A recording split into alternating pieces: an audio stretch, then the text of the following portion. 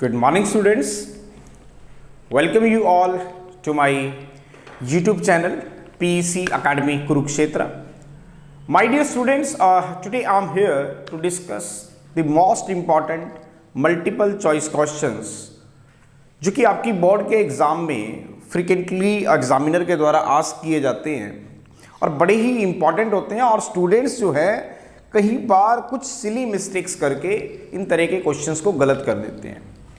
तो इस तरह की सिली मिस्टेक्स बार बार ना हो और एक एक नंबर के जो मार्क्स स्क्वेयरिंग क्वेश्चंस हैं जिससे आपका परसेंटेज बनता है आप उसको अच्छे से पेपर में बोर्ड में अटेम्प्ट कर पाएँ। That's why I am here making the video on this multiple choice questions जो कि बोर्ड के लिए बड़े ही इंपॉर्टेंट है। और I am taking these questions from your unit number 1 electrostatics from class 12। बड़ा ही इंपॉर्टेंट है, बड़े ध्यान से देखेंगे। And today I will make a video on this questions and as early as possible I will upload this video on my YouTube channel PEC Academy Kurukshetra. So from there you can download the video and see and learn how we have to solve these types of multiple choice questions, ताकि इस तरह की जो हमें जो questions अगर paper में मिलते हैं तो हम इन्हें अच्छे से अटेम्प्ट करके अपना परसेंटेज राइज कर सकें। तो चले स्टार्ट करते हैं आज के इस कुछ इंपॉर्टेंट क्वेश्चंस को जो कि बोर्ड के एग्जाम में आपके देखे जा सकते हैं। सबसे पहला क्वेश्चन है आपके पास, when an electric dipole is held at an angle in a uniform electric field, at an angle से थीटा कह लेता हूं, in a uniform electric field, the net force and the torque acting on the dipole are. चार option है आपके पास, F is 0, torque is 0. This is torque. F not equal to 0, torque not equal to 0. F is equal to 0, torque not equal to 0. F is equal to 0, torque is equal to 0. तुक्का नहीं लगाना है क्योंकि गलत होगा definitely. थोड़ा सा brain लगाएंगे और हमारा क्वेश्चंस 1 मार्क्स का अच्छे से हो पाएगा। वो क्या कह रहे हैं कि एक इलेक्ट्रिक डाइपोल है जिसको एक यूनिफॉर्म इलेक्ट्रिक फील्ड में रखा जाता है, तो बताओ कि क्या उस पर फोर्स और टॉर्क लगेंगे, अगर लगेंगे तो उनकी वैल्यूज क्या होगी। क्या फोर्स 0 होगा, टॉर्क 0 होगा, क्या फोर्स नॉट इक्वल टू 0 होगा, टॉर्क 0 होगा एंड सो ऑन। तो चेक कर लेते हैं। माय डियर स्टूडेंट्स, मैंने आपको एक आर्टिकल कराया था कि what happen when a dipole is to be placed in a uniform electric field. अब this is the uniform electric field, बड़े ध्यान से देखेंगे। This is the uniform electric field. मैं यहां पर बेसिकली ध्यान से देखें एक यूनिफॉर्म इलेक्ट्रिक फील्ड को ड्रॉ कर रहा हूं। This is the uniform electric field E। यहां पे वो कह रहा है कि एक डाइपोल को रखा गया है। This is the dipole, this is the dipole. यहां पे मैंने क्या ले लिया, एक डाइपोल ले लिया। This is the dipole which consists of two charges, say plus q and minus q, and whose are separated by a distance say 2a। दोबारा देखें क्या कह रहा है, एक डाइपोल को, this is the dipole as per definition, it consists of two pole plus two charges, two equal and unlike charges plus q and minus q separated by a distance say 2a। वो कह रहा है इस dipole को एक certain angle theta से यहां पर रखा जाता है इन ए यूनिफॉर्म डायमेंशन, यूनिफॉर्म मतलब इलेक्ट्रिक फील्ड E के अंदर। व्हाट विल हैपन, क्या इस पे फोर्स और टॉर्क लगेंगे? एक बार चेक कर लेते हैं उनकी वैल्यूज क्या होगी। अब दिस इज प्लस क्यू, इस प्लस क्यू के ऊपर ये एक इलेक्ट्रिक फील्ड इस डायरेक्शन में एक फोर्स लगाएगी जिसको मैं QE का नाम दे रहा हूं, ठीक है, दैट इज F1। मैं कह देता हूं दिस इज F1। नाउ अब इस पोल के इस, अगर हम इस इलेक्ट्रिक चार्ज की बात करेंगे तो यहां पे भी एक फोर्स लगेगा जिसको मैं F2 का नाम दे रहा हूं, दैट इज माइनस QE। अब फोर्स तो लग रहा है इसके ऊपर, फोर्स तो डेफिनेटली लग रहा है क्योंकि this is plus Q and it will feel a force due to the electric field in this direction, that is Q into E as you know, and this is the another charge particle minus Q on this end of the dipole, and it will also a force due to the electric field, but this is a negative charge particle, so it will feel the force in this direction, minus QE, F2 is in this direction। अब होगा क्या, due to these two forces are equal and opposite and they can form a couple, एक couple का formation करेंगे जिससे ये dipole क्या होगा, रोटेट होगा। अब अगर डाइपोल रोटेट होगा तो इसका मतलब एक टॉर्क उसके अंदर जरूर आएगा। इसका मतलब torque will coming, it means torque not equal to zero. ये तो हमें क्लियर हो गया कि टॉर्क तो जीरो नहीं होगा। क्यों? क्योंकि डाइपोल को ये दो फोर्सेस क्या करेंगे? रोटेट कराएंगे in clockwise sense. If the dipole is rotating it means the some torque is to be acting on it, it means torque not equal to zero. तो जहां जहां पे भी टॉर्क जीरो है वो ऑप्शन नहीं हो सकते। ए आपका ऑप्शन नहीं हो सकता, बी डी भी आपका ऑप्शन नहीं हो सकता, क्योंकि टॉर्क तो लगेगा। टॉर्क की value not equal to zero है। तो एक मिनट के लिए net force acting on the dipole check कर लेते हैं। This force is acting in this direction and this force is acting in this direction. They are equal and opposite, form a couple. So torque not equal to zero but net force acting on the dipole is zero, क्योंकि they are equal and opposite. तो इसका मतलब आपका F तो zero होगा लेकिन torque zero नहीं होगा। क्या बताया?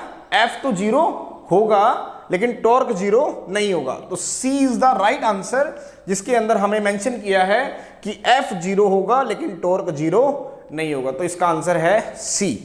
Second, potential energy. Second question पे आते हैं। The potential energy of an electric dipole held at an angle theta in a uniform electric field is zero when theta is equal to what? वो कह रहा है कि एक डाइपोल है जिसको हमने एक यूनिफॉर्म इलेक्ट्रिक फील्ड के अंदर रख दिया है। अब उसके अंदर जो पोटेंशियल एनर्जी होगी वो जीरो कब होगी? वो आप मुझे बताएं। जब डाइपोल को कैसे रखा जाएगा? Theta is equal to 0 degree से, इट मींस कहीं parallel to the direction of electric field रख दे? नहीं। सेकेंड, 90 डिग्री से परपेंडिकुलर रख दे, 180 डिग्री से उसके अपोजिट डायरेक्शन में रख दे और 360 डिग्री पे रख दे। तो चेक कर लेते हैं। तो माय डियर स्टूडेंट्स, इसी का नेक्स्ट आर्टिकल, जिसका वीडियो भी मैंने आपके साथ शेयर किया था, आर्टिकल था potential energy of an electric dipole placed in a uniform electric field, जिसका रिजल्ट मैं आपके साथ शेयर कर रहा हूं। That will becomes equal to minus PE cos theta. ये हमारा रिजल्ट आया था। रिजल्ट बेस्ड एमसीक्यूज हैं ये रिजल्ट हमने वहां पर ड्राइव किया था, क्योंकि जब हमने डाइपोल को इस इलेक्ट्रिक फील्ड में रखा था, the dipole will be rotating due to the equal and opposite forces. इसका मतलब टॉर्क लगा था और कितनी पोटेंशियल, जितना वर्क उसके अंदर स्टोर हुआ था पोटेंशियल एनर्जी में, उसका रिजल्ट आया था माइनस पीई कॉस थीटा, जिसमें पी तो क्या था आपके पास? डाइपोल मूवमेंट, ई वो इलेक्ट्रिक फील्ड जिसके अंदर रखा गया था, और थीटा क्या था? एंगल। अब वो कह रहा है कि पोटेंशियल एनर्जी जीरो कब होगी? अब ध्यान से देखिए, डाइपोल मूवमेंट तो जीरो नहीं हो सकती। क्यों? क्योंकि डाइपोल मूवमेंट होती है product of the charge and their separation between them. Electric field में रखा गया वो भी जीरो नहीं है। इसका मतलब पोटेंशियल एनर्जी एक ही केस में जीरो हो सकती है, जब कॉस थीटा जीरो हो जाए, जब कॉस थीटा आपका जीरो हो जाए। अब कॉस थीटा एक ही कंडीशन में जीरो होता है, दैट इज 90 डिग्री। तो इसका मतलब जब आप 90 डिग्री से, थीटा जब 90 डिग्री होगा तो आपकी जो पोटेंशियल एनर्जी है डाइपोल की वो कितनी होगी? Zero. So this is the answer, answer is B. Second, third question पे आते हैं। At a given distance from the centre of the electric dipole the field intensity on the axial line is k times the field intensity on the equatorial line. मैं थोड़ा सा इसको करने के लिए यहां पर रब कर रहा हूं ताकि आप इसको अच्छे से समझ पाएं।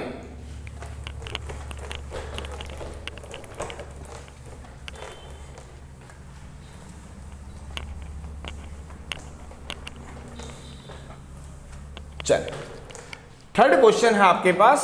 एट ए गिवन डिस्टेंस, मैं रिपीट कर रहा हूं, from the centre of electric dipole the field intensity on the axial line is k times the field intensity on equatorial line where k is equal to.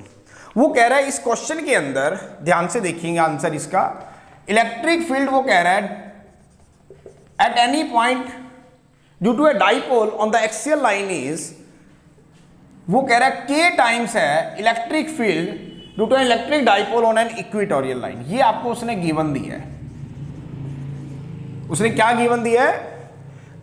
एक electric dipole है, उसकी जो electric field intensity है किसी भी point P के ऊपर जो एक्सियल लाइन के ऊपर लाइज करता है, वो k टाइम्स है किसकी? Electric field intensity due to an equatorial line, due to an dipole, electric dipole on an equatorial line, उसके k टाइम्स है। तो इसका मतलब E एक्सियल अगर हम देखें divided by E equatorial, divided by E equatorial, that will become equal to k.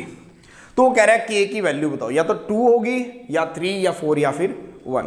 तो my dear student, इसको सॉल्व करने के लिए मैं आपको थोड़ा सा बैक लेके जा रहा हूं। जब मैंने आपको एक आर्टिकल कराया था, electric field intensity at any point which is lies on the axial line of the electric dipole, वो कितनी थी अगर आपको ध्यान हो, due to an axial electric field intensity at any point lies on the axial line of an electric dipole, वो थी हमारे पास 2p अपॉन 4πε0 r³। ये हमारे पास थी। इसी तरह अगर हम इलेक्ट्रिक फील्ड इंटेंसिटी इक्वेटोरियल की देखेंगे तो वो थी हमारे पास p बाय 4πε0 r³। तो एक काम करते हैं, ई एक्सियल को ई इक्वेटोरियल से डिवाइड करते हैं, तो E axial divided by E equatorial करें divide, it comes out to be 2p by 4πε0 r³ divided by p by 4πε0 r³। तो ये कट जाएंगे, answer comes out to be 2। अब आप इसको 1 दे दें क्योंकि ये गिवन था, ये हमारा रिजल्ट आया। तो इसका मतलब फ्रॉम 1 and 2 अगर आप चेक करेंगे तो वैल्यू ऑफ k इज 2। तो a is the right answer, a is the right answer. अगले क्वेश्चन पे आते हैं।